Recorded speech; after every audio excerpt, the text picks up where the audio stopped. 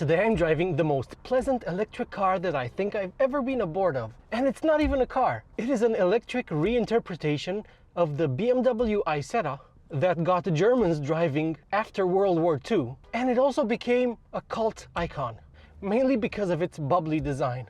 The car that I'm driving today, or the quadricycle that I'm driving today, doesn't have a direct connection to BMW, although its design is clearly influenced by the Isetta, which is actually an Italian car, and that makes a lot of sense because it is built for Italian roads. So without further ado, let me show you the Microlino.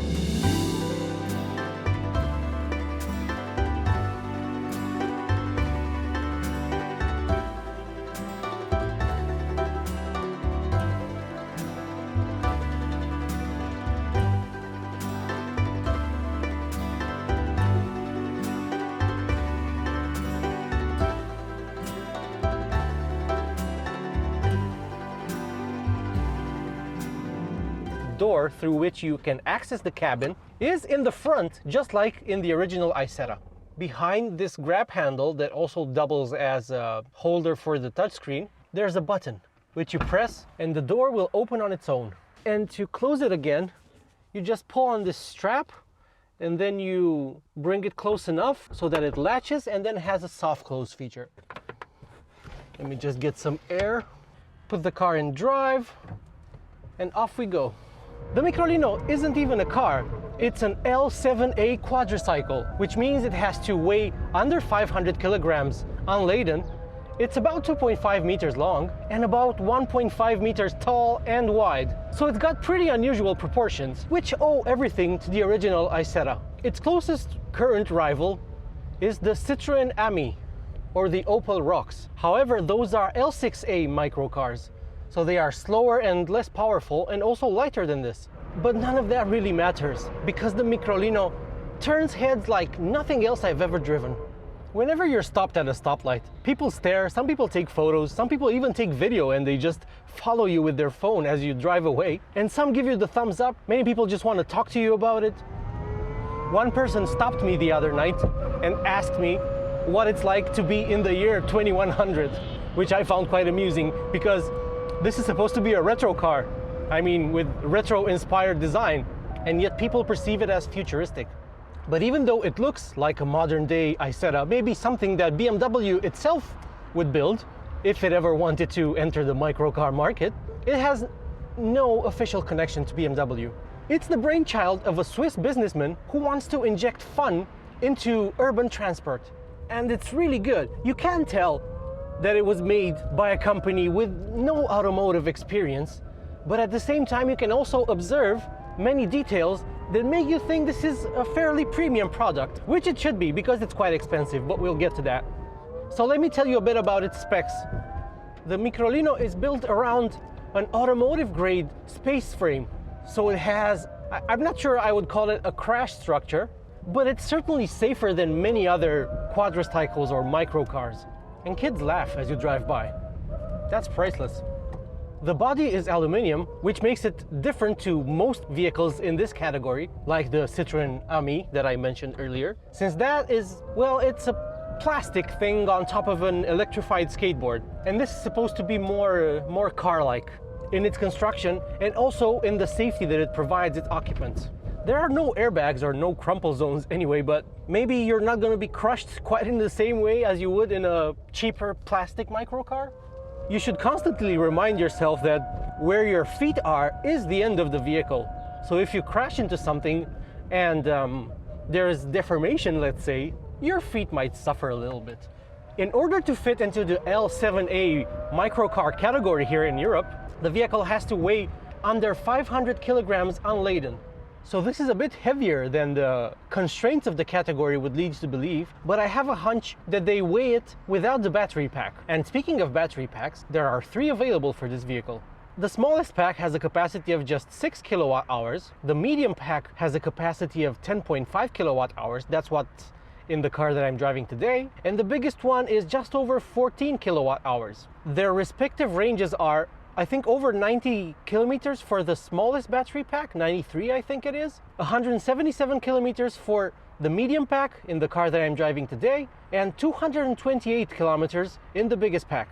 only a single motor option is available.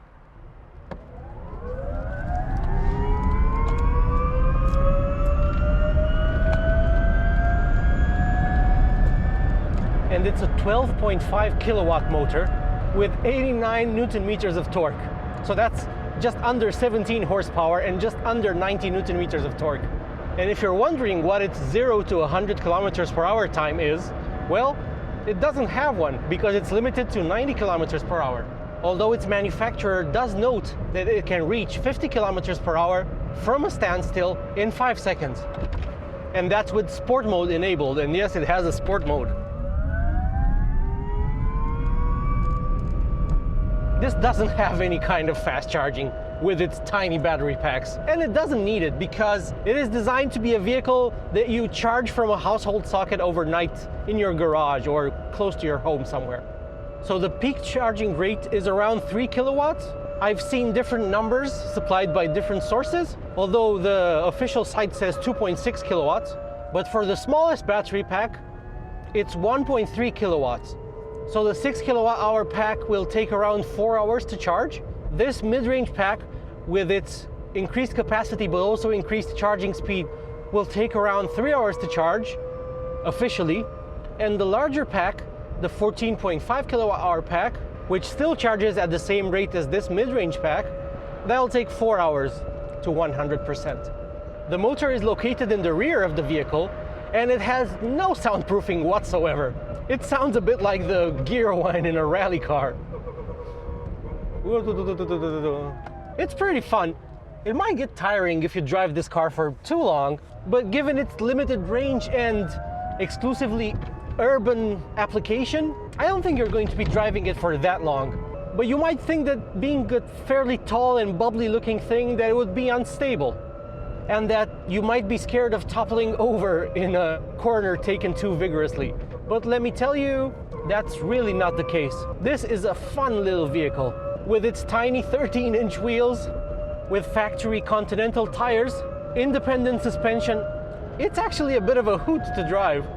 And you can really throw it into a corner. The steering is unassisted, and it's very direct and precise. Kind of go-kart-esque in a way.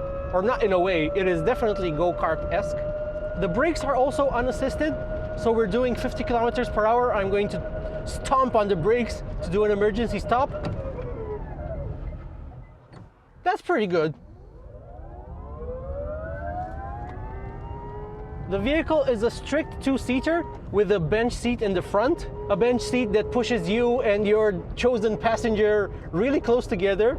The seat base is short, so your legs dangle around a little bit. And the driving position is a bit Italian in that it's designed for someone with long arms and short legs. I'm sure my knee will start complaining after many hours driving this, because you kind of have to keep it bent in a weird way. And the motor whine might drive you crazy until then anyway, so it is definitely not a long-distance cruiser. And in that respect, I'm not sure it's worth going for the biggest battery pack. This mid-range option offers more than enough range.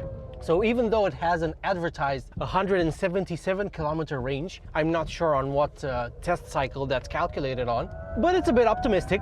The battery doesn't have any thermal management, so you're at the mercy of the element, or the outside temperature anyway. And according to my calculations, which aren't scientific at all, you can maybe expect to get 110, 120 kilometers on one charge, which is pretty good. Maybe you can extend that a little bit more when the outside temperature is maybe closer to 20 degrees. Right now it's around 10. But it's more than adequate for this type of vehicle. Awkward driving position aside, this is really, really enjoyable to drive.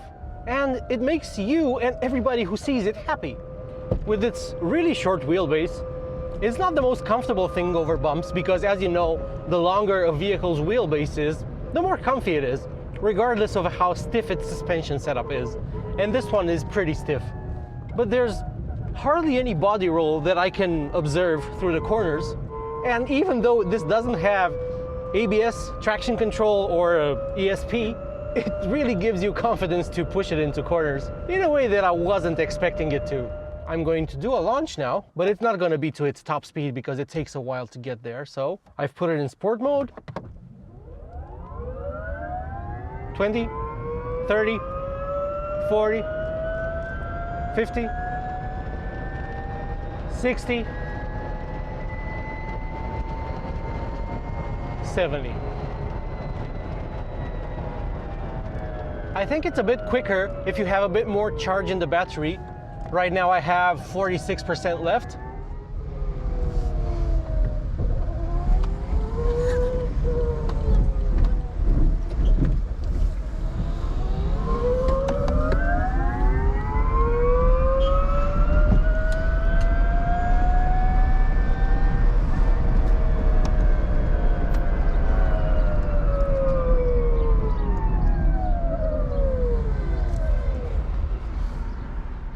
If you compare this to a car, it's lacking many features.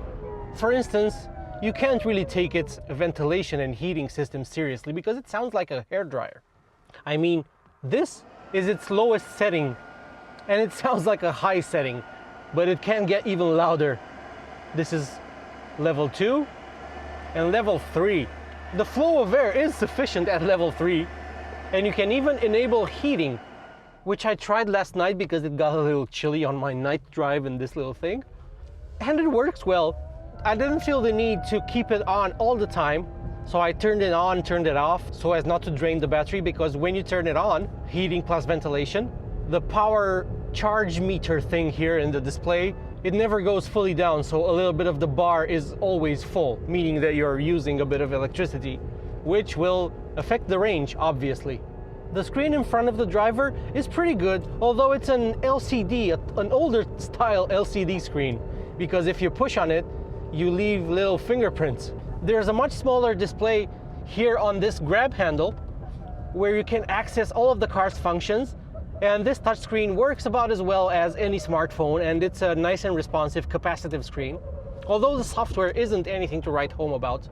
The quality of the interior is not as good as in a premium car, even though, as I said, you shouldn't really judge this by car standards because it's not a car. And by quadricycle standards, it's outstanding. The materials are quite nice. This car is assembled by Microlino itself in a factory in Turin, even though the company is based in Switzerland. They have a manufacturing location in Italy, which seems fitting for the kind of vehicle that this is.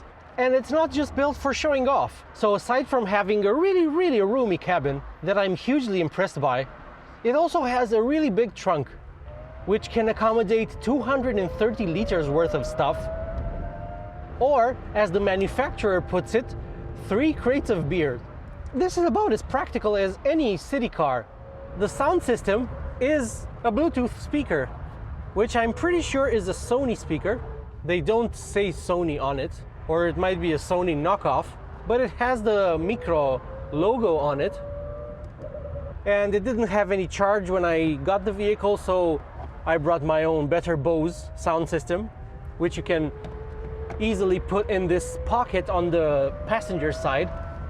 I'm not convinced about the rails that this opening soft top rides on, because they're made of plastic, and I wonder how long those are gonna last. I mean, there's no substitute for metal in applications like this, but it seems to close fairly okay. You do have to slam it a little bit, but once it's closed, it actually does a pretty good job of isolating you from the exterior more and allowing you to hear the motor whine even better. One thing that is as good as in a car are the headlights, which are mounted on these pods on the side of the vehicle to harken back to where they were positioned on the original Isetta. Only here they also double as a cowling for the mirrors, which are small, circular, and they are touchscreen operated. And by that I mean you have to touch them to adjust them. But that's fine because you can easily stretch to the other side of the vehicle and do the passenger one as well. But the headlights, they are really powerful. They are full LED headlights, and I would rate their performance at night as outstanding. And the high beam is really powerful.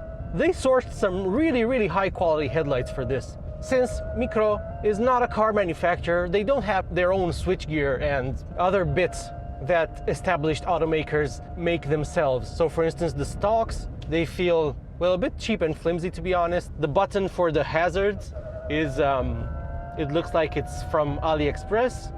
And the key also looks like a a knockoff of a 2000s Volkswagen Key, which I'm sure is also from AliExpress. The vehicle also has full width light bars in the front and in the rear, although you only get them as options for on higher trim level vehicles. And speaking of trim levels, the Microlino starts at around 18,000 euros, but I'm going to pull over to check the prices because I've written them down on my phone.